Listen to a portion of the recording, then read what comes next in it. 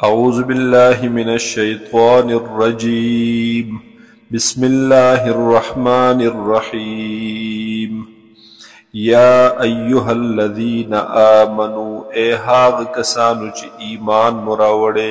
اید ایمان خاوندانو انفقو خرچ کوئی تاسو مما دهاغ سنا رزقناکم چی من درکڑی دی تاسو تا من قبل مخد دینا ایتی یوم چراشی هاغ یورز لا بیع فیه ولا خلا دا سورس چی نبوی سبیع پہغی کی ولا خلت او نس دوستی ولا شفاع او نسپارش پاغی ورز بحیس قسم بیع معاملہ دوستی سپارشون پکار نرازی والکافرون هم الظالمون او کافران هم دی ظلم کون کی ظالمان اللہ لا الہ الا ہوا اللہ غزات دے لا الہ چی نشت دے لائق دا عبادت الا ہو مگر دق اللہ دے الحی القیوم الحیو چی ہمیشہ جون دے جون ذاتی دے زمون جون ذاتی ندے زمون جون عطوائی دے اللہ را کڑے دے قرض دے امانت دے رار سرا دا خدای جون ذاتی جون دے القیوم او قائم دے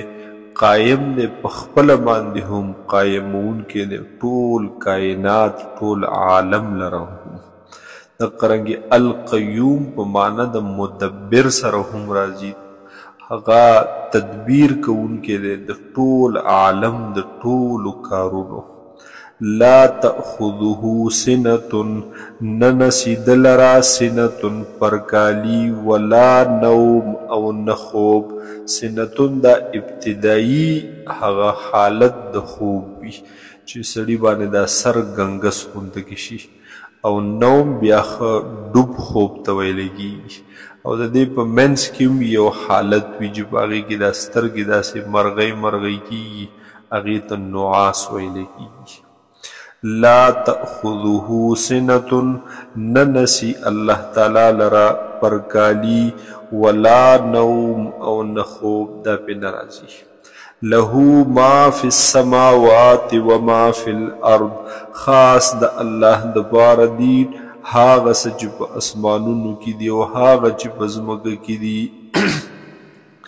من ذا الذی یشفع عنده سوک دے ہاغ کس چس پارش پو کی عنده پا دربار دا اللہ کے پا حضور دا اللہ کے الا باذنہ مگر پا اجازت دا اللہ سرا یعنی حصوکم دا سی نشتا یعلم ما بین ایدیہم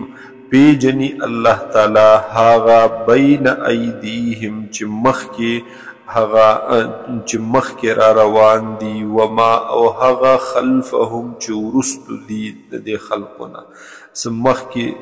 مخی ترا روان دی ورست ستیر شوی پٹول خدای تا علم ولا يحيطون بشيء من علمه او احاطن شی کولے دا مخلوق دا خلق پہیس یوسی سرا من علمه دا علم دا اللہ نا یعنی دا بندہ علم دا خدای علم تا نرسیگی الا بما شاء مگر ہاغا سچ اغاڑی اللہ چکم سیزن خدای بندہ تا ورکین پا اقی صرف پوشی وسع کرسیه السماوات والارض وسیع دا فراخ دا کرسی دا اللہ تعالی اسمانون توزمکتا یا دا کرسین مراد علم دا اللہ یا تی قدرت دا اللہ یا بادشاہی و سلطنت دا اللہ نبیا بمانا داشی وسع شامل دے قدرت دا اللہ اسمانون وزمکتا شامل دے سلطنت دا اللہ علم دا اللہ حقی اسمانون وزمکتا ولا يؤوده حفظهما او نستړی کوي دغه الله لره حفاظت د دې دواړو وهو العلی العظیم او دې دغه الله العلی اوچت په اعتبار د خپل صفاتونو سره العظیم او ډیر لوی په اعتبار د ذات خپل سره لا اکراه فی الدین